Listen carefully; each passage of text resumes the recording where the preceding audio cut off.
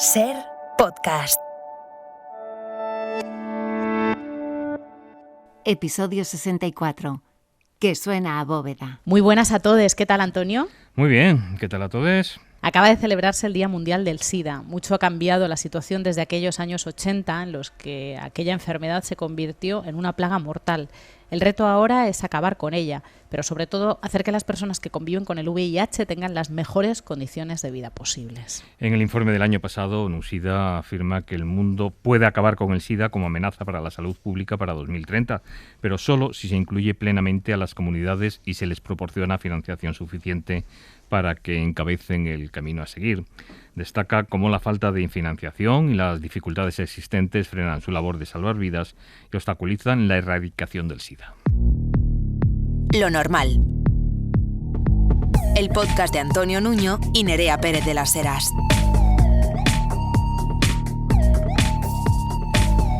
Un podcast normal.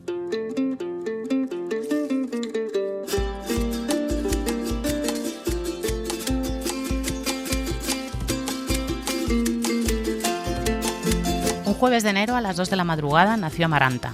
Antes de que nadie entrara en el cuarto, Úrsula la examinó minuciosamente. Era liviana y acuosa como una lagartija, pero todas sus partes eran humanas. Aureliano no se dio cuenta de la novedad, sino cuando sintió la casa llena de gente.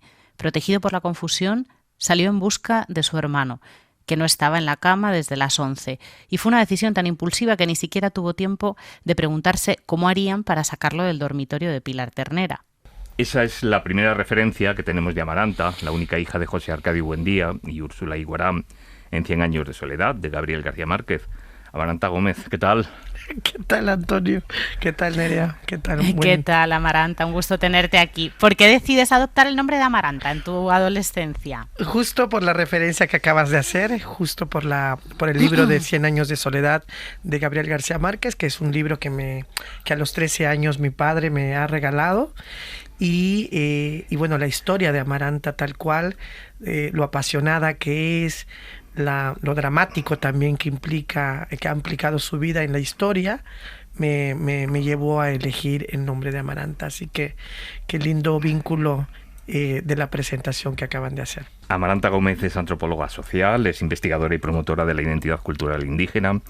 Eres mushe, que es un término que probablemente no entiendan muchos de los que nos están escuchando. ¿Qué es ser mushe? Mushe hace parte de una serie de identidades de género ancestrales. Es una categoría que pertenece a un grupo cultural denominado zapotecas en el Istmo de Tehuantepec, en Oaxaca, al sur de México. Y junto con esta identidad, como con otras, como Irras en la India, Fafafines en la Polinesia, Tu Spirit en Canadá, Omeguitz en Panamá, Machihueyen en Chile, Argentina, los Berdach en Estados Unidos, hacemos ese mapa de identidades preexistentes, identidades de género ancestrales, como yo le denomino.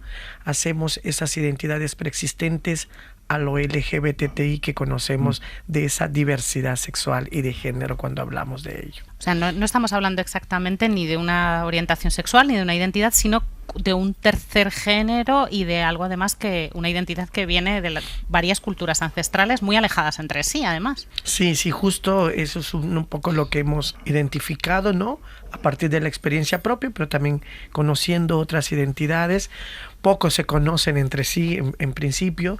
Más allá de una orientación sexual, es una identidad cultural, es una identidad de género, una expresión de un tercer espacio que se mueve de estas hegemonías binarias con las que hemos crecido, con las referencias, incluso en la lengua, pues, ¿no? La lengua del castellano, como le llama Mauro Cabral, ese castellano esquizofrénico que nos llevó solamente a tener dos espacios a partir del artículo la o él, por ejemplo, ¿no?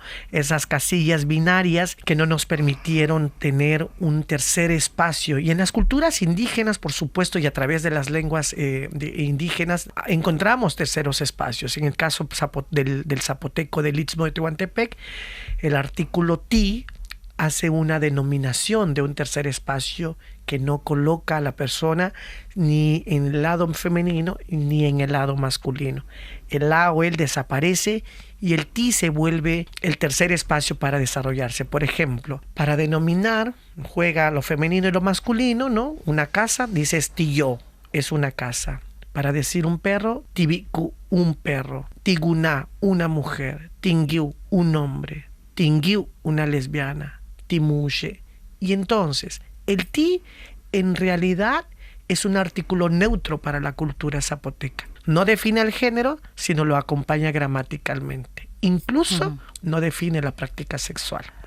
Por eso la importancia de traer esas categorías al debate de los estudios de género, del debate de los binarismos de género, de cómo las culturas indígenas en América Latina y en otras partes del mundo no es que sigan anclados al pasado milenario, por el contrario, seguimos recreando nuestras propias lenguas para traer a los debates contemporáneos, sobre todo para traer en evidencia cuáles son las necesidades contemporáneas, qué tendría en común actualmente una identidad mushe con una chica trans de Río de Janeiro, alguien de aquí de Madrid, o una chica de Tlalpan en Ciudad de México y alguien isra en Nueva Delhi. A pesar de sus diferencias culturales, sus temporalidades, sus devenires históricos y sus denominaciones, contemporáneamente podemos encontrar que la similitud, pues la vivencia de la violencia, por ejemplo. Los crímenes, la falta de acceso a la justicia, la educación, el trabajo, la salud. Hay características, ¿no?, de necesidades que pueden compartir a pesar de estas culturas diferenciadas. Vamos a ver si lo digo bien. Timuches están perfectamente integrados en la historia y la cultura zapotecas.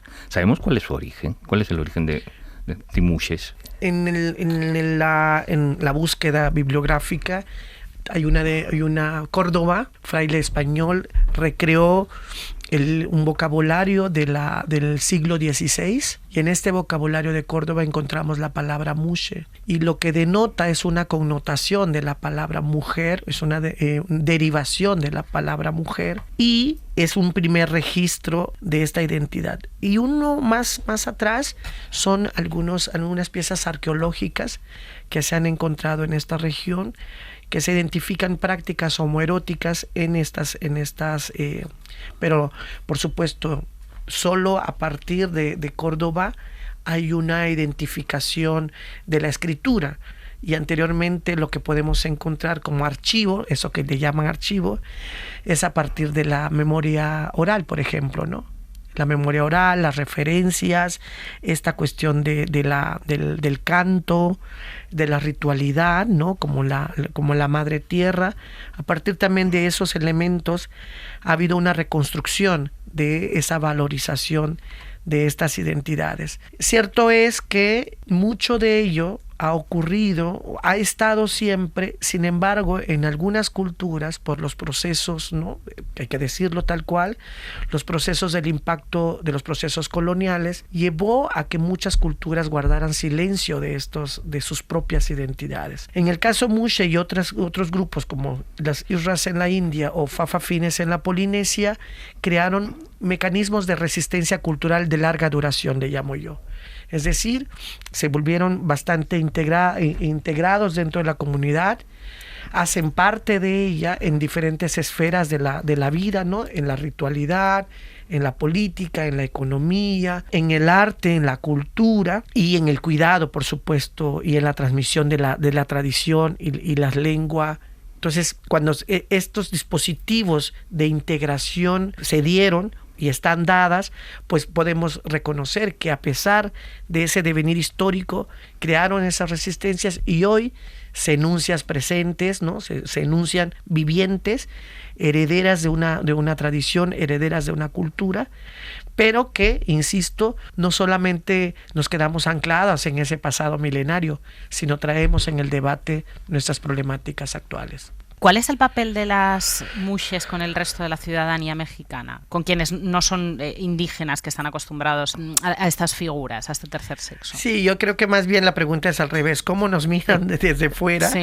¿No? Muchas gentes, sobre todo periodistas y antropología ha hecho un poquito de quiebre de cómo mira, pues, ¿no? Con un poquito más de mirada antropológica, pero pues, sobre todo el periodismo ha rozado en el exotismo y eso es un problema cuando quieren exotizar esta identidad, cuando quieren folclorizarla, creando mitos como que cuando la cultura zapoteca identifica que alguien es femenino y entonces lo convierten en muxe, lo cual no es cierto.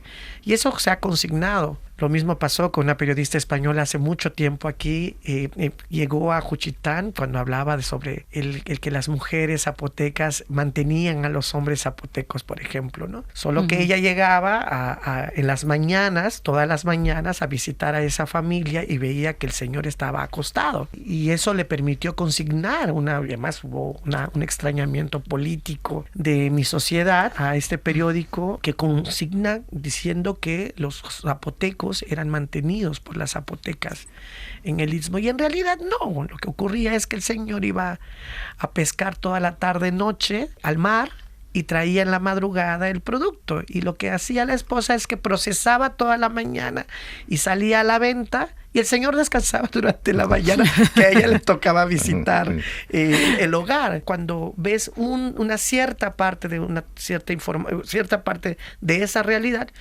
puedes consignar una realidad, por supuesto, y otras, ¿no? Incluso gente académica como Verónica Belmont Thompson, cuando consigna en un libro muy serio, muy profesional, ¿no? Que se llama Mujeres de Juchitán, ella habla y ella asegura, según sus estudios, su visión, que Juchitán particularmente era una cultura matriarcal, y en realidad no lo es. Cierto es que la mujer la mujer zapoteca, aparte un primer dato, por ejemplo, es que su autonomía económica es a muy temprano tiempo, por lo tanto no sufre mucho cuando suceden los divorcios y esas cosas, porque la administración de su dinero está desde muy pequeña hasta que crece y muere. No podríamos asumir esa consigna que hacía Verónica Belmont Thompson con respecto a consignar y hacer ver que la cultura era matriarcal, cuando en realidad desde nuestra visión era más matrilineal, que es decir, que no todo el poder está concentrado en las mujeres, porque hasta apenas recientemente, en los últimos 10 años, tuvimos una presidenta municipal, por ejemplo, ¿no? Y la esfera de lo político apenas empieza a ser una esfera donde las mujeres zapotecas, por mucha fuerza y mucha presencia y mucha dignidad que muestren, no estaban colocadas en esa esfera. Sí en la economía, sí en la tradición de la cultura, sí en la organización social, sí en la vida festiva, sí en el cuidado de la virginidad de las hijas, sí en muchas esferas, sobre todo en el comercio, ¿no? En el dinero, ahí juegan un rol muy importante. Amaranta, háblanos de tu propio proceso de reconocimiento. ¿En qué momento tú te reconoces y cómo te reconoces como muxe? Desde siempre, corazón. Siempre haces la pregunta del millón, pero la respuesta es la misma. No, desde siempre. Y aparte, una de las cosas que tiene la cultura zapoteca son dos elementos. Uno, es que cuando se identifica una corporalidad, una identidad muxe a muy temprano tiempo, el tema no es vivido como en Occidente, no es un tema de mamá, papá y que hay que ir a arreglar algo al psicólogo. En realidad eso no está en el pensamiento y en la narrativa cultural de los zapotecos. Y por el otro lado, el proceso no es vivido de manera individual, sino más bien de manera colectiva. Mamá, papá, abuelos, vecinos, compadres, amigos, se vuelven esa red catalizadora de eso que para Occidente puede significar un tema delicado, una identidad, una preferencia sexual. Y en mi caso, bueno, pues ha sido a muy temprano tiempo. Tuve todo un acompañamiento de mis padres, ¿no? Particularmente de mi padre, que era un tipo que me amó mucho y entendió que, por supuesto, yo tenía un rol que cumplir. Y eso es una parte importante, que se identifica esa corporalidad, esa identidad muxe, y entonces la cultura está ahí y se coloca encima de ella, ¿no? Y lo que va haciendo es colocarle en espacios concretos que culturalmente tienen que desarrollar. Tradicionalmente, oficios como el bordado, los adornos para la vida festiva, esos son como roles que se asignaban, incluyendo el cuidado a los padres en la vejez, por ejemplo. Sin embargo, en los últimos 50 años, eso se ha ido modificando. Hay otros espacios como la política, el activismo, ¿no? El arte, la cultura, todo eso se ha ido como ampliando los espacios y las esferas, el acceso a la educación, a una profesión, también empieza a ser mucho más una realidad para la propia comunidad muxe. Entonces hay un sincretismo entre lo tradicional y otras esferas modernas. Otra pregunta del millón, Amaranta. ¡Wow! Eres una de las mayores promotoras de la identidad cultural indígena en tu país. Tenemos que preguntarte por la polémica que surgió hace unas semanas en torno a las relaciones de México con España. ¿Tiene que pedir España perdón por la conquista? ¡Qué malvado! No nos alejemos de esta discusión de lo simbólico.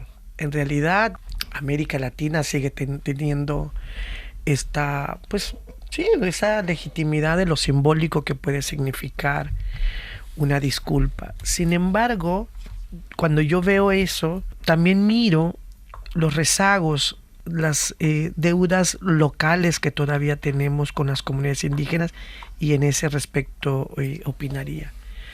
Pienso que valdría, por supuesto, sí, pero si eso nos resolviera el grado de marginalidad, si eso bajara el racismo, el clasismo que tenemos en nuestros propios pueblos, pues digamos, pidamos 10,000 perdones, ¿no? Pero en realidad eso no se traduce en eso. O sea, seguimos teniendo, pero ya no solamente es un asunto de ese devenir histórico, sino más bien de prácticas cotidianas en la actualidad. Yo hace como 4 años más o menos, fui a Bolivia y fui a Potosí y compré el mismo boleto que la compañera chola, ¿no? Vestida con su traje tradicional, y nos tocaba en el segundo piso del autobús, pero costó el mismo boleto, y atrás de nosotras había una señora rubia, compró el mismo boleto. Cuando enfilamos para subir, la señora blanca le dice al chofer o al que nos estaba revisando los boletos que la compañera chola no debería de ir en el espacio de arriba. Pero entonces yo interpelé, dije, pero es el mismo boleto, es más, va al lado de usted, le toca el mismo número. Justo eso le provocó la señora. Entonces, disculpas podrían ocurrir en términos diplomáticos, en términos del mensaje político y demás. Pero en realidad tenemos una tarea en casa que resolver. ¿Qué hacemos con nuestros propios racismos? ¿Qué hacemos con nuestros propios clasismos? Evidentemente que hay un devenir histórico que hay que dar cuenta, cierto. Pero también tengo que preocuparme por lo que está ocurriendo en el hoy y en el ahora. En 2003 fuiste candidata al Congreso de Oaxaca. Imagino que esto México. Que acabas de relatar... Fue del país. Del país. Me imagino que esto que acabas de relatar fue uno de tus motores para meterte en política. Háblanos un poco de esto. ¿Cuáles eran tus intenciones cuando ingresas en política? Bueno, la verdad es que fue un costo político grande que tuvimos que pagar varios que veníamos de la sociedad civil. Y pues dijimos que teníamos que armar un partido y se armó México Posible. Después terminábamos haciendo broma que se llamó México Imposible. Porque en realidad para esa época, en el 2002, el hablar de despenalización de la marihuana, por ejemplo, que era un planteamiento que nosotros hacíamos, era, desde nuestra perspectiva, era darle un golpe al narcotráfico y pues traerlo a pagar impuestos, regularizar, ¿no? Todo este asunto. Y luego, pues hablar de matrimonio igualitario, diversidad sexual, y luego medio ambiente, feminismos, y entonces éramos un partido como de otro planeta para esa época. Entonces, ahora pues muchos partidos hablan de esos temas y nos costó mucho trabajo, pero esa franja de sociedad civil que veníamos de sociedad civil, pues sí, tuvo un costo porque la política se cuece de manera distinta, pues, ¿no? Y hay que tener mucho estómago para estos pactos que a veces se hacen, estas agendas. Y la verdad es que sí, a mí ahí me di cuenta de esto que hoy le llamamos interseccionalidad. Me di cuenta que por lo menos para el partido yo le significaba como una agenda, un paquetito, ¿no? Era joven, que tenía 25 años, vivía una discapacidad, acababa de sufrir un accidente en el 2002 y la contienda fue en el 2003. Incluso para mí fue terapia ocupacional. Era indígena, bueno, soy indígena, soy mucha, o sea, era un paquetito, le salía bastante barato a México Posible y fue una gran experiencia. Pues Amaranta Gómez, esta charla necesita una segunda parte porque se han quedado muchísimas cosas en el tintero, se han quedado muchísimas cosas para hablar. Desde luego ha sido una gozada esta media hora que hemos compartido contigo. Muchas gracias por tu testimonio y por habernos dado a conocer una realidad tan apasionante como es la de Timuches. Timuches, exacto. Muchas gracias, Muchísimas Antonio. gracias, Amaranta. Un Gracias, placer. Nerea. Muchas gracias.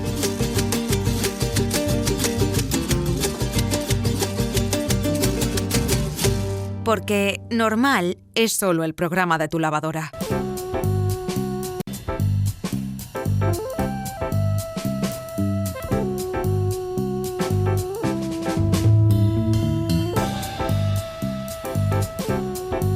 Dice la letra del tango: tengo miedo del encuentro con el pasado que vuelve a enfrentarse con mi vida. Tengo miedo de las noches que pobladas de recuerdos encadenan mi soñar. Algo de eso es lo que le pasa a Valentín, el personaje protagonista de La Mancha, la primera novela de Enrique Aparicio que ha publicado Plaza y Janés. Valentín vuelve a Baratrillo 5 años, una carrera y un máster después, y teme encajar aún menos en el pueblo de lo que lo hacía antes de su marcha. El tango continúa, pero el viajero que huye, tarde o temprano, detiene su andar. Y Valentín ha tenido que detener su andar porque las cosas en la capital no eran como él imaginaba. Y la vuelta va a ser dura. Hay algo de fracaso, mucho de vergüenza y un tanto de resignación. Pero el reencuentro con el pasado próximo va a propiciar el descubrimiento de un pasado remoto. Y ese va a ser el verdadero viaje que encierra La Mancha. Un viaje en el que Valentín va a estar acompañado por Ramona, una antepasada suya que se negó a aceptar el destino que le tenían preparado. A Enrique Aparicio muchos lo conocéis en redes como Snorkel. Es además el creador de los podcasts Puedo Hablar y Maricapáginas. ¿Qué tal, Enrique? ¿Qué tal? Encantado de estar aquí con vosotras. Lo primero que llama la atención de tu novela, sobre todo si sabes de qué va, es que cuando ves la portada, la M de Mancha aparece escrita con minúscula. Sí, a pesar de que en absolutamente todas las entrevistas, webs, presentaciones y tal, cuando lo tiene que escribir a alguien ajeno, siempre pone la M mayúscula, que al final es un éxito del juego de palabras que propone el título, que por supuesto hace referencia a mi tierra, a la tierra que me vio nacer, pero que pues quien lea la novela descubrirá que en realidad hay un juego constante con una mancha, que una mancha que uno tenga es primero algo que cree que nos ensucia, ¿no? Que creemos que los demás van a descubrir de nosotros y que nos van a apreciar menos por tenerla, y que en un momento dado, pues como una mancha de nacimiento, ¿no? En la piel, pues puede ser algo que nos identifique, algo que nos dé identidad y algo que celebremos, ¿no? Y algo de eso también le pasa a Valentín. ¿Qué sensación, qué mancha de esas que comentábamos prevalece en el retorno de Valentín al pueblo? ¿El fracaso, la vergüenza, la resignación?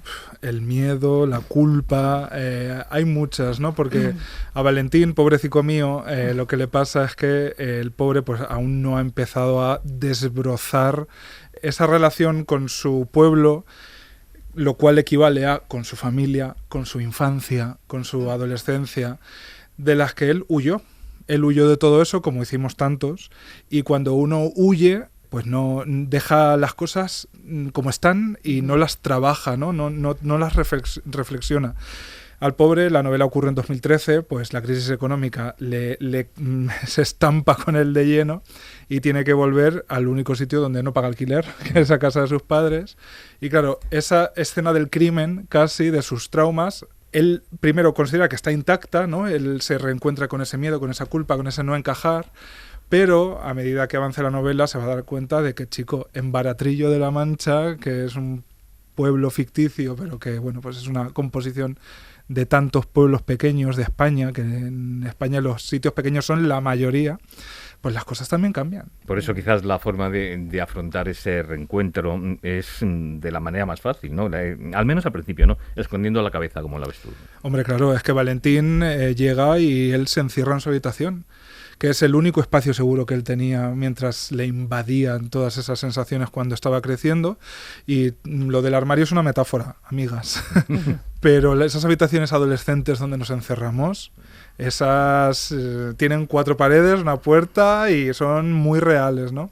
Entonces Valentín vuelve a la casilla de salida, que es: yo en este pueblo me encierro, es el único sitio donde tengo una mínima tranquilidad y un mínimo sosiego, pero claro, no es lo mismo encerrarte cuando tienes 15 años, no tienes ninguna herramienta, ninguna capacidad para tú intervenir casi en tu entorno, y no con 20 y muchos que ya has estudiado, y él dice, pero ¿por qué tengo que volver aquí a este sitio? Y sobre todo, ¿me está encerrando o me estoy encerrando yo?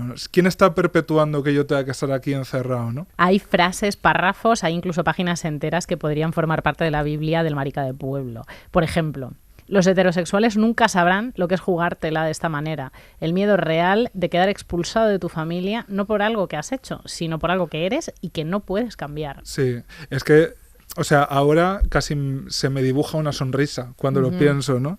Por decirlo poéticamente.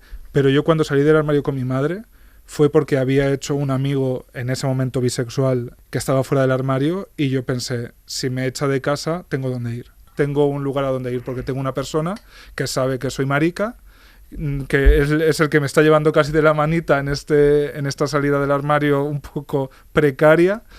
Ese miedo en concreto, una persona cis heterosexual, tenemos que explicárselo porque nunca lo van a entender. Y es un miedo que lo eclipsa todo. Por eso, cuando Valentín regresa a su pueblo, a casa de sus padres, todavía la detonación de ese miedo, todavía ese agujero negro sigue en activo. Dentro de él sigue en activo, porque es tan total que incluso una década después le sigue arrastrando. Afortunadamente él algo ha aprendido por el camino, ¿no? Y lo podrá aplicar. Vamos a ese punto de partida, a ese punto en el que Valentín deja el pueblo. ¿Qué opciones le quedaban al marica que optaba, por las buenas o por las malas, por permanecer en el pueblo antes de los tiempos de Grindr?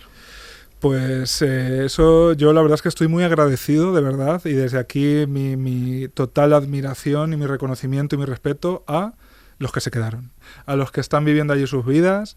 En todas las décadas hay ejemplos, de verdad, pero es verdad que da la sensación, se nos ha vendido, que en los pueblos pequeños las cosas son más difíciles, que habría que verlo, porque las que tengáis la suerte de ser de pueblo, o si vuestros padres, de tener familia, no hay siempre como una pareja de maricas, una pareja de dos buenísimas amigas.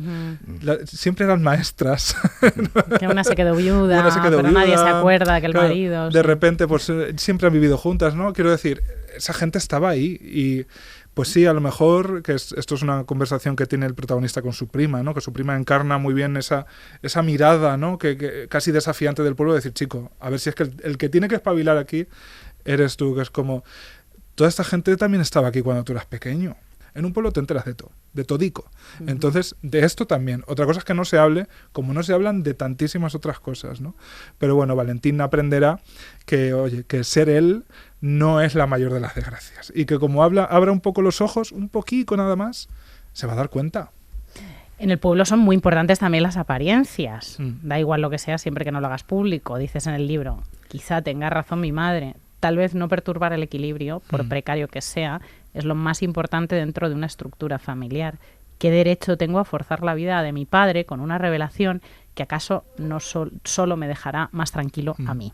Esa es una gran falacia que todos nos hemos contado, ¿no? Yo, fíjate, mi salida del armario, si algún día se expone en el Reina Sofía, tiene que ponerle un paréntesis, ¿no? No es 2006, es 2006/2021. O sea, yo en 2006, o sea, sí, cuando tenía 17 años, salí del armario con mi madre.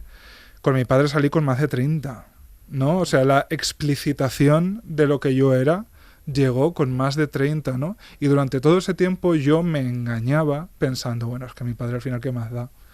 Mi padre es un señor de campo, que solo el pobre ha trabajado toda su vida, que no he tenido conversaciones muy profundas nunca con él, ¿qué más le dará?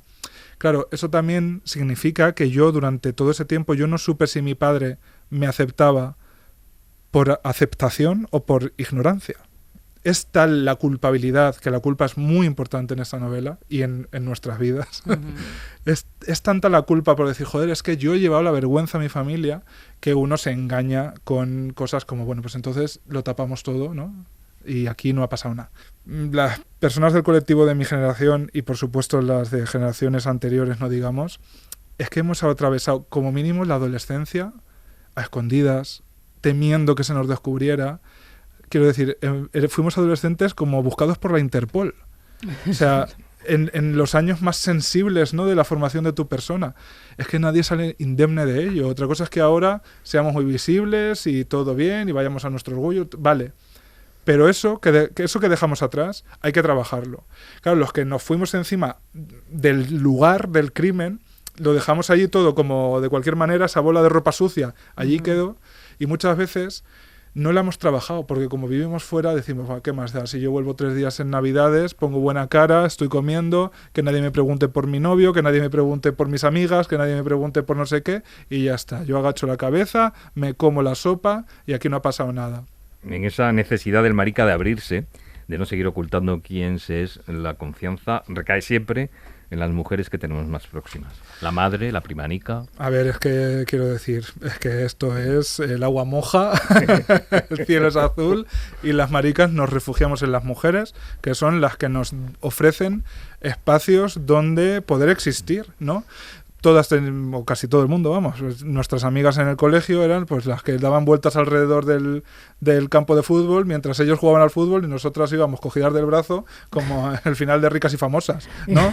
En nuestra familia nosotros veíamos la tía que se estaba maquillando o tu abuela cocinando, ¿no? Haciendo una cosa como que manual y tal, y nosotros ahí como medio escondidos. Entonces Valentín enseguida se va a dar cuenta de que las mujeres son las personas que tiene inmediatamente al lado, también porque de donde viene ese miedo y esa culpa y esa vergüenza es de enfrentarse a la masculinidad. Es que el marica es un hombre que ha fracasado en ser hombre, ¿no? Entonces ese es nuestro pecado, ¿no? Entonces pues nuestras compinches o las personas que nos consuelan, por supuesto, son las que no habitan esa masculinidad, porque yo salí del armario con mi madre con 17 y con mi padre con más de 30. Hablando de mujeres, el gran historión de La Mancha es el de Ramona. Me han felicitado mucho por Ramona. Sí. Ella va dejando caer retazos de su vida, de su resistencia a lo largo de la novela. ¿Existió Ramona, Enrique? Spoiler. Sí, Ramona, o sea, la historia de Ramona, con bastantes licencias, obviamente, pero es la historia de una tía abuela mía que existió y con un final como el de la Ramona de la novela que no desvelaremos, pero tan triste, ¿no? Y tan crudo y tan marcado por esa norma social como el de el final de Ramona en la novela. Y yo me enteré de la existencia de Ramona casi de casualidad mientras hacía un trabajo para un máster que yo hice. Yo le puse una cámara delante, ¿no? Es que a veces las cámaras, los micrófonos, ¿no?, revelan cosas que están ahí, ¿no? Y a mi tía abuela Saturnina, que en paz descanse porque ya murió la mujer, de repente me dio como los titulares de la historia de mi tía Ramona mientras yo la grababa para hacer un trabajo de otra cosa. Y claro, yo me quedé en shock porque descubrí que no había que irse muy lejos para tener historias de rebeldía, de resistencia, y que también son historias en las que la culpabilidad y esta cosa de los secretos familiares tienen mucho que ver, porque yo me enteré de la existencia de mi tía Ramona siendo ya muy mayor. Quiero decir, en La Mancha también hay muchas cosas que no se cuentan demasiado, ¿no? Las únicas salidas que tenían Valentín y Ramona eran la huida, unas huidas muy diferentes que vienen marcadas por los tiempos que vivió cada uno. Así lo sintieron ellos. Claro, o sea, para Ramona no hubo otro final y Valentín en un momento dado dice, ¿me fui porque quise o porque no tuve más remedio? Nunca lo sabré. Yo nunca sabré si me fui de Alpera, en Albacete, que es mi pueblo real. Hombre, yo quería estudiar en la universidad y no hay universidad en mi pueblo, pero me podría haber ido a Albacete capital. Me fui a 886 kilómetros. Quiero decir, yo supe que tenía que irme. Ahora sé que a lo mejor estaba equivocado, pero yo con 4 años, es que además, de verdad, con 4 años, es que lo recuerdo, yo pensé, claro, es que Alpera no es mi lugar. O sea, todas las personas del colectivo hemos tenido la sensación de que nos teníamos que ir a ese mítico lugar donde no te conoce nadie. Pensemos un momento si hay algo más triste que irte a un lugar donde no te conoce a nadie. ¿Has hablado con alguien de Alpera que haya leído tu libro? Bueno, es que lo he presentado en Alpera. Madre mía. En el lavadero municipal. ¿Cómo ha sido eso, y encima, Enrique? acompañado por África Sánchez, que es una señora de 95 años de mi pueblo, que hace hasta un pequeño cameo en la novela, que es la persona que a mí más me ha ayudado a la hora de documentarme, ¿no?, pues sobre la posguerra en en mi pueblo, ¿no? Y fue precioso, fue catártico y fue tranquilizador ver que en mi pueblo entienden lo que yo estoy contando, lo entienden, y ojalá, de verdad ojalá, La Mancha sirva para, bueno, pues para abrir diálogos sobre, vale, cómo es ser una persona diversa en un pueblo pequeño. Oye, la gente esa que estaba entre el público el día que lo presentaste, ¿se sentía identificada con Baratrillo o miraban un poco como desde la barandilla? A ver, yo creo que esta coquetería literaria de inventarte un nombre viene muy bien, porque así siempre tienes la excusa de que bueno, es un sitio ficticio. Evidentemente Baratrillo es muy alpera, es muy pueblo, pero bueno, pues oye, si Vetusta en La Regenta funciona, o el Misent de Rafael Chirves, ¿no? Que él lo usaba en varios de sus libros, también te da un poco más libertad plástica, ¿no? Incluso a la hora de inventar, de fabular. Pero yo creo que sí se reconocen, obviamente, porque está hecho con una perspectiva en la que yo he pretendido ser bastante realista, incluso a veces documental, ¿no? En ciertos personajes o ciertas dinámicas, pero es que yo siempre pensé que yo siempre tuve claro que iba a escribir esta historia, lo tuve claro, y durante mucho tiempo yo quería escribirla para vengarme de mi pueblo, para devolverles ese dolor que yo sentía y que yo tenía identificado con ellos, porque si yo lo había sufrido allí, pues es que ellos eran los culpables. Luego me he dado cuenta de que ese dolor lo llevaba sobre todo yo dentro de mí, lo cual no quiere decir que también no tenga parte de realidad y de que yo en mi pueblo lo he pasado muy mal, pero a mí me han pegado por maricón en el centro de Madrid, no en Alpera. Ahora si es que lo escuchas, cuando escuchas por detrás aquello de maricón, puedes soltar con mucho orgullo que suena a bóveda. Claro. Enrique Aparicio, muchas gracias por esta novela que tiene tanto de testimonio catártico, que es La Mancha, publicada por Plaza y Jaras. Gracias a vosotras.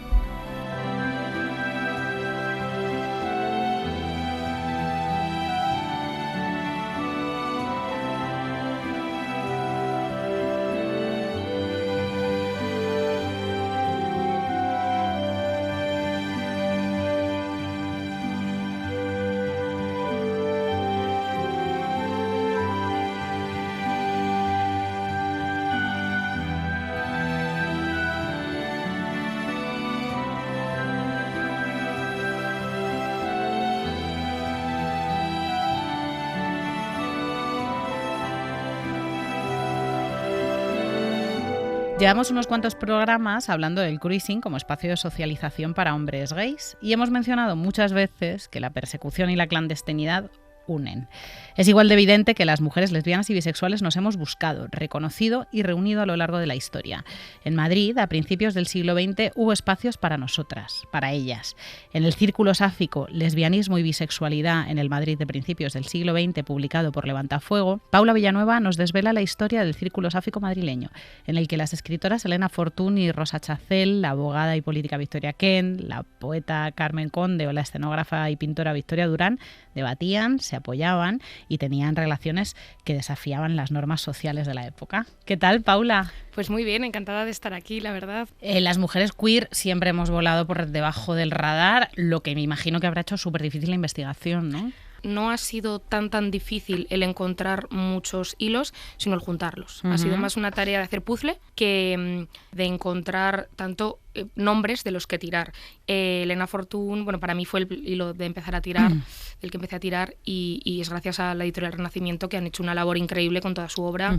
Fue el descubrir esta novela autobiográfica que tiene Elena Fortún, Oculto Sendero, y de ahí empezar a ver pues como todos los nombres, todas las mujeres que orbitaban en unos espacios comunes, y empezar a decir, pues si ellas se reunían y tenían sus encuentros y su grupo de amigas al final, de amigas sáficas, aquí hay mucha cosa de la que tirar. Antes de emprender el libro, antes de empezar el libro, haces unas advertencias que yo creo que tienen bastante que ver con el título de este podcast, con lo que es normal y lo que está fuera de lo normal. Sí. ¿Cuáles son estas advertencias y por qué decides empezar así? Son varias, pero principalmente es mi lugar de enunciación, que yo decido escribir hacia una lectora, porque además hago el título así, advertencias de la autora a la lectora, ya lo especifico, pero no por no utilizar un género neutro, inclusivo, que no quiero que nadie se sienta fuera de estas apelaciones, pero por tratar de reivindicar como políticamente este femenino, plural, inclusivo, y yo, por ejemplo, que soy docente, pues pasa mucho que siempre es esta cosa de referirse en masculino al alumnado cuando tienes un crío, 2 y 27 chavalillas. Entonces, un poco pues desde ahí, desde reivindicar lo femenino también como denostado. Por otro lado está también el tema de los anacronismos, que me parece pues bueno, como un poco importante, ¿no? Señalar que nosotras nos refiramos a mujeres del pasado, primero como mujeres, que sería ya un asterisco que podríamos ampliar, porque seguro que muchas de ellas con otro lenguaje y otros lugares de referencia quizás se enunciarían diferente. Para mí el caso estrella es Elena Fortún. Adopta este seudónimo porque su marido escribió una novela en 1922 que se llamaba Los 1000 sueños de Elena Fortún. Ella se llamaba María Gertrudis de la Encarnación Aragoneses de Gorbea y Urquijo.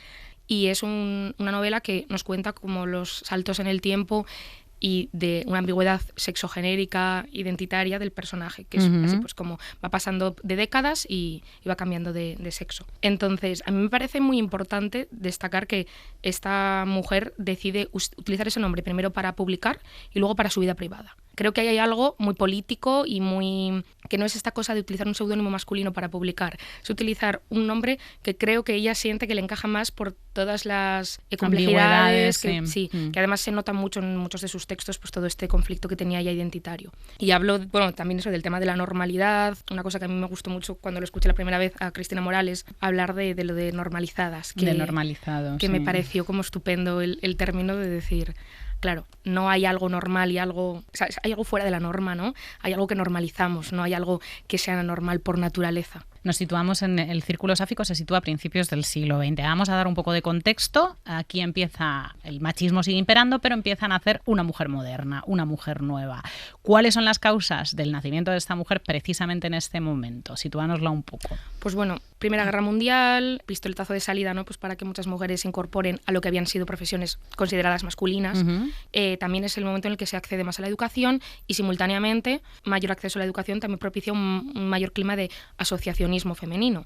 Y ahí es donde surgen pues estas primeras, la ANME, que era la Asociación Nacional de Mujeres Españolas, la Residencia de Señoritas y el Liceum Club Femenino. Y de ahí es de donde esta forma de poder conquistar espacios públicos, pero que siguen teniendo cierta privacidad, ¿no? Porque son mujeres las que se reúnen para hablar de cosas que les interesan, y es un poco apropiarse de ese espacio y también empezar a encontrar pues así reductos pues un poco de mayor libertad para vivir su sexualidad y su identidad un poco. En este momento, además, en este contexto histórico, se categoriza la homosexualidad como enfermedad, y me ha llamado la atención un dato del libro, que es que esto no es necesariamente negativo, ¿no? Claro. Tiene unos efectos colaterales que no están nada mal. Claro, es la idea de plantear que hay como un carácter de decisión o de voluntariedad en el hecho de cometer algo pecaminoso como es actos homosexuales, o que sean simplemente víctimas de su naturaleza, ¿no? Otra vez con la normalidad y la naturaleza. Como que da un espacio abierto de esto lo estoy eligiendo porque pues tengo agencia y soy un depravado, o esto es algo que es que soy así y he nacido así. Y esto es algo que se ve mucho también como en esta literatura de finales del 19, principios del 20. Con El pozo de la soledad pasa mucho, que la protagonista, que es pues, bueno, una víctima desdichada, porque la verdad es una novela tristísima, apela mucho a es que yo he nacido así. Y entonces también busca mucho la conexión con Dios, un poco en la justificación de sí misma. Y es algo que también le pasa, por ejemplo, a Elena Fortún. Luego vamos a tener otros ejemplos que salen de ahí. Victorina Durán, para mí es un poco estrella en esto, porque sí que tiene un punto de como asociarlo a naturalmente yo soy así, pero reivindica mucho desde la agencia, ¿no? Pero es que a mí me gusta estar con otras mujeres y es que estoy mejor y estoy más feliz así.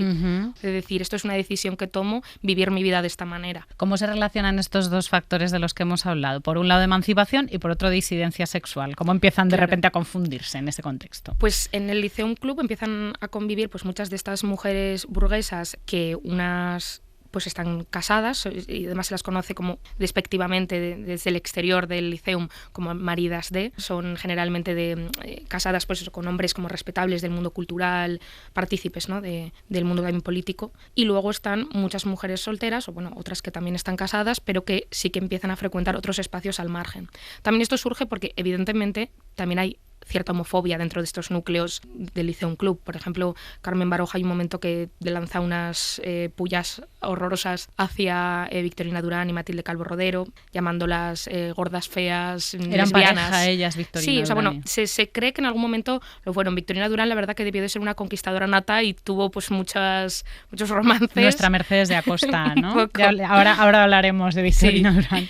Y bueno, pues eso, pues que sí que había pues bastante rechazo, que luego también Carmen Baroja hay que decir que pues también bastante sometida en cosas con su marido, que por ejemplo tenía que estar en casa a cierta hora, no podía retrasarse en el Liceum Club porque si no pues se enfadaba y tenía que estar para la cena, cosas así que quiero decir, hay que entender que por supuesto podemos destacarlo, señalarlo como homofobia, como a veces también pues machismo interiorizado, pero también muchas sufrían luego en sus casas pues otra serie de opresiones, ¿no? Y entonces en todos estos espacios, que bueno, los detallo más, en cafés, tertulias, empiezan a reunirse y es ahí donde tiene cabida esta sexualidad sáfica porque no es algo que tengan que ocultar, ahí no es invisible, ahí es una posibilidad más. Y están pues lo mismo con sus amigos mariquitas que con sus amigas lesbianas y hay ese espacio en el que pues unas ligan, otras, por ejemplo, Victorina Durán debía de ser una consciente abstemia, que ella estaba muchas veces de observadora del caos, pero le hacía gracia, a veces era partícipe de algunas cosas, pero bueno, se mantenía como un poco vigilante, considero. Hay mucha condesa, mucha aristócrata, mucha visita a casa de Emilia Pardo Bazán, por ejemplo. Sí. Debe ser muy frustrante a la hora de investigar saber que la historia de las mujeres de las clases bajas, de las obreras, está invisibilizada. Y igual era también muy interesante, pero claro, no tenemos manera de acceder a ella. Es que eso es una cosa que a mí me ha frustrado mucho en la investigación y bueno, me ha frustrado siempre cuando me he querido acercar. Me da mucha rabia que haya tanta literatura testimonial que nos vayamos a perder porque pues eso, el anonimato, el pertenecer a una clase baja, el no tener recursos y el que muchas veces las familias también, si han encontrado algo, no hayan querido que eso viera la luz, pues sesgado mucho todo lo que podemos encontrar, ¿no? Pero bueno, o sea, el único caso que tenemos, del que hablo en el ensayo es Lucía Sánchez Saornil, que por su militancia política y por su acceder a un mundo cultural sí que tenemos más constancia de su vida, que desentona un poco más de las compañeras, pues eso, más aristócratas burguesas que de las que hablamos. Por supuesto hay reacción alrededor de este grupo de mujeres intelectuales, ya fueran sáficas o no. Las acusaron, y cito textualmente de tu libro, de, muy gracioso, congregación satánica de vástagos de la Revolución Francesa, de conjura krausista, de comunistas, anarquistas, ateas, judías y adeptas a la masonería. Me ha hecho mucha gracia porque este párrafo lo he subrayado y Eugenia Tenenbaum lo recupera también en la presentación de Traficantes de Sueños en Madrid. Bueno, con todos estos calificativos dan muchísimas ganas de ser ellas, me parece muy actual. A mí también. Yo es una cosa que digo, pues claro que sí, somos. ¿Levantaba tanta ira que fueran lesbianas o bisexuales o que tuvieran la pretensión de participar en la vida pública? Yo creo que en primera instancia era por participar en la vida pública, porque primero un poco presunción como las mujeres como objetos pasivos en las relaciones sexuales o en las relaciones de deseo, pues no entraba mucho la idea de que muchas pudieran ser sáficas o bisexuales. El primer desafío es ser partícipes de una vida pública que les está vetada, ¿no? Cuando Rafael Alberti monta un pollo horroroso para ridiculizar a todas y para enemistarlas un poco, ¿no? Las que creen que me entienden, las que se van ofendidas, que encima se burla un poco como de todo, me parece una falta de respeto, evidentemente. Y hace un intento de dividir, además. Sí. Cuéntanos un poco Pues da una especie de ponencia, empieza a meterse con compañeros de la generación anterior, bueno, claro, esto es en el Liceum Club, entonces las asistentes son todas las llamadas liceómanas y algunas empiezan a escandalizarse, a molestarse, sienten que son ataques muy gratuitos y empiezan a irse de la charla. Y hay otras que se quedan, las más jóvenes, un poco como apelando a esta cosa de no, es que nosotras entendemos que esto es vanguardia, que esto es rupturista, y claro, lo que hace es enemistarlas un poco entre ellas. El Círculo Sáfico de Madrid no nace de la nada, tenía sus referentes anteriores y sus referentes coetáneos. Hemos mencionado a Mercedes de Acosta, que era esta gran conquistadora que fue novia de Marlene Dietrich, que era una lesbiana muy autoconsciente, que además iba contando sus conquistas. Los de Gertrude Stein, Juna Bars, Natalie Clifford Barney, Virginia Woolf, Vita Sackville West. El enlace en España, ya lo has mencionado varias veces, es Victoria Durán. Cuéntanos un poco más de Victoria Durán y sobre todo cómo ella conoce estos otros círculos sáficos de vanguardia, de creación, de literatura y cómo nos los trae. Victorina Durán nace en una familia pues pudiente, ¿no? Burguesa, y eso también le va a facilitar muchas cosas, pero también es una familia bastante permisiva. Su madre era bailarina. Eso también como que, digamos, le da un cierto acceso al mundo del espectáculo. Y ella también es de estas mujeres que creo que tienen una convicción casi pues desde la infancia de la vida que quiere llevar. Y bueno, ella empieza a aspirar un poco a la idea de viajar a París, ¿no? Con amigas, sola. Primero por conocer pues también con el momento así estallido de las vanguardias pues otras técnicas artísticas. Ella domina mucho el batik, que es una técnica de estampación en seda con cera. Y bueno, en estos viajes también, claro, ella tiene esta pulsión, pues le habían gustado desde criadas que había en su casa, ya cuando era pues, una tierna niña, hasta amigas suyas, etcétera, etcétera. Entonces ella sabía, ¿no?, cómo era, que es bueno lo que dice también en su último volumen de memorias. Ella utiliza el eufemismo constante de así es, para decir que eran de como de las que entendían, ¿no?, un poco esta idea. Y bueno, pues ella pues frecuenta estos espacios. En París frecuenta numerosas veces el salón de Natalie Clifford Barney. Allí evidentemente se tiene que encontrar con todo el mundo porque... Claro, Natalie Clifford Barney, vamos a situar un poco, era también una seductora, otra como Mercedes de Acosta. Una tremenda, pero tremenda, ¿no? Tenía amantes, los señores aristócratas tenían muchísimo miedo de que les quitaran las mujeres. Y las quitaba a veces. Tuvo un salón que duró como unos 56 años activo, que fue como centro de reunión neurálgico de pues, toda esta gente queer que consideraríamos hoy en día. Estuvo Mata Hari, fue allí donde la escena está típica, típica como así un poco en el imaginario colectivo, disfrazada de Lady Godiva.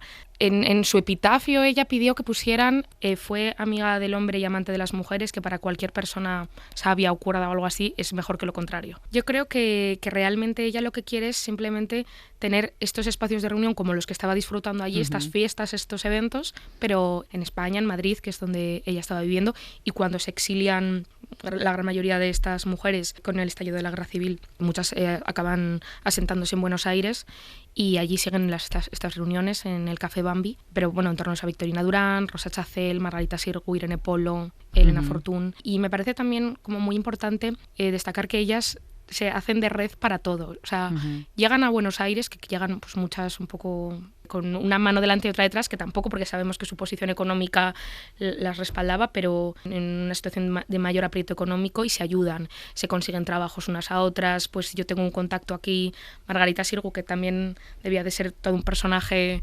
espectacular, pues les echa mucho una mano porque ella tiene más contactos pues por su trabajo como actriz, en teatros, en el mundo un poco artístico. Sí, porque creo que es importante dejar esto claro como a nivel legado, ¿no? Que llevamos mucho tiempo existiendo, que tenemos muchas referencias a las que asirnos y en las que encontrarnos, identificarnos. Y que son positivas también, y que hay una genealogía luminosa y de compañerismo y linda y de grupo. Estas reuniones no están ni de lejos institucionalizadas, casi ni autorreconocidas como reuniones de mujeres queer, claro, pero hay un documento muy importante que las refleja, que es Acrópolis de Rosa Chacel, ¿no? Que ahí es, o sea, que ahí podemos acudir para saber cómo era el círculo sáfico. Sí. Hay que ser conscientes de que tiene una lectura compleja porque tiene mucho este deje filosófico que tiene ella, y que aproximarnos a sus novelas es aproximarnos un poco a un ensayo filosófico, que hay mucho oculto, mucho abstracto, mucho sin decir, pero tiene su interés evidentemente. Y ella pues un poco refleja, ¿no?, esta cartografía de este Madrid, de estas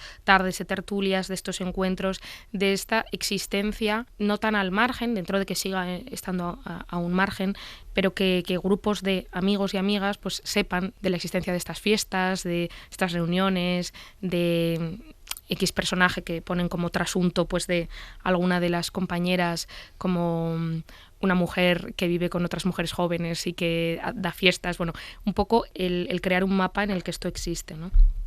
Que tanto las dos novelas que tiene un poco ubicadas en estos años de Elena Fortún, que son Oculto Sendero y El pensionado de Santa Casilda, como las memorias de Victorina Durán, también son otra aproximación absolutamente rica y profunda, porque todo a través de trasuntos ficcionales, pero van contando un poco todas las historias, los entresijos, los conflictos que podían tener, sus secretillos y sus alegrías también. Otra de las mujeres que mencionas, que hay muchos grandes nombres en el círculo sáfico, es Victoria Kent, que fue la primera que ejerció en un Consejo Supremo de Guerra, la primera directora general de prisiones, una pionera en muchos aspectos de aquella huida pública en España, y que me ha sorprendido mucho su vida afectiva. Yo no sabía que Victoria Kent... Se ha hablado mucho de su figura desde el ámbito laboral, evidentemente. Pero la vida privada me parecía muy importante conectarla, pues también por esta idea de decir, también ha habido mujeres lesbianas políticas, también ha habido mujeres lesbianas que han sido parte de la vida pública hace 100 años. Y bueno, compartió prácticamente toda su vida con Louise Crane, que fue una mujer estadounidense, hija de un imperio papelero, y tuvieron una vida aparentemente bastante bonita. Es verdad que tampoco se conserva tanto como nos gustaría, aunque hay una biografía, sí diría, y luego también hay obras teatrales como inspiradas en su relación, y luego sabemos cosas, pues como siempre pasa, por cartas, por diarios y notas así un poquito más sueltas, como pues eso, incluso en sus testamentos se dedican unas palabras de amor la una a la otra, como todo lo mío es tuyo, te quiero dar lo que me quede, o sea, esta cosa tan de entrega. Es precioso, sí. Eso. ¿Ha habido una voluntad, imagino la respuesta, de borrar la historia de estas mujeres, sobre todo durante el franquismo? Yo creo que, por supuesto, creo que también incluso podía existir esta respuesta de manera coetánea de esto eran cosas no importantes, cosas que mejor que no vieran la luz, etcétera. Pues Paula Villanueva, muchísimas gracias por devolvernos esta historia tan luminosa, tan bella y tan acompañada, sobre todo, tan poco solitaria, porque la necesitamos mucho, estamos muy sedientas de genealogía. Gracias por escribir Círculo Sáfico, publicado por Levanta Fuego. Gracias.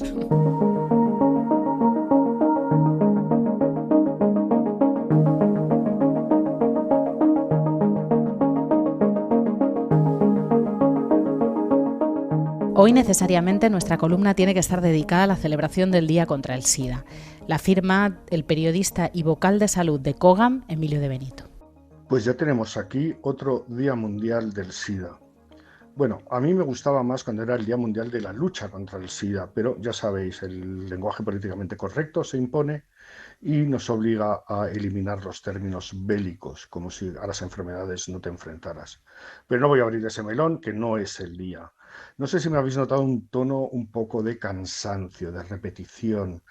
Sí, son ya muchos días del SIDA, desde 1987, cuando se instauraron, y lo malo es que todavía hay cosas que tenemos que seguir denunciando como si no hubieran pasado ya 40 años desde que apareció la infección en Estados Unidos. La clave en este momento en los países ricos es el tema del estigma, es decir, la infección por VIH se asocia a ciertos comportamientos y eso hace que las personas que están alrededor de quienes tenemos VIH, como es mi caso, lo pasen mal, no les guste estar cerca de nosotros. Claramente eso perjudica nuestra salud mental, perjudica nuestra posibilidad de aportar a la sociedad, perjudica nuestra posibilidad de relacionarnos, perjudica nuestra vida familiar, nuestro entorno laboral. Es claramente un lastre. Y además está injustificado porque actualmente con los nuevos tratamientos las personas con VIH no tenemos posibilidad de transmitir nuestro virus. Es decir, es lo que se conoce como el indetectable igual a intransmisible, que es un galimatías un poquito, pero lo que viene a decir es que con la medicación se alcanzan niveles tan bajitos de virus que los análisis no lo detectan y, claro, algo que no hay no se lo puedes pasar a nadie. Pero estamos hablando de países ricos, porque está en la otra gran baza, que son las desigualdades. ¿Qué pasa con los países pobres? En los países pobres todavía hay un 25% de las personas con VIH que no reciben esta medicación. Obviamente es algo que hay que hacer. Mientras aquí tenemos a las personas afectadas intentando desesperadamente conseguir los nuevos tratamientos inyectados porque les simplifica la vida, allí es simplemente conseguir las pastillas diarias para poder sobrevivir. También es distinto el perfil. En España más del 50% de las personas con VIH son hombres. En el conjunto del mundo, y sobre todo en África, más de la mitad son mujeres. Eso hace que el abordaje sea distinto y ya se sabe que cuando hay mujeres de por medio, muchas veces las prioridades no son las correctas. Total, que desde 1981 hasta ahora hemos avanzado mucho médicamente, hemos avanzado mucho científicamente, pero seguimos atascados socialmente. El VIH es cada vez más una enfermedad sociosanitaria. La parte médica se puede solucionar, pero es mucho más difícil hacer que cambie la cabeza de nadie. No hay ningún microchip de Bill Gates que inoculado pueda hacer que cambie como piensas.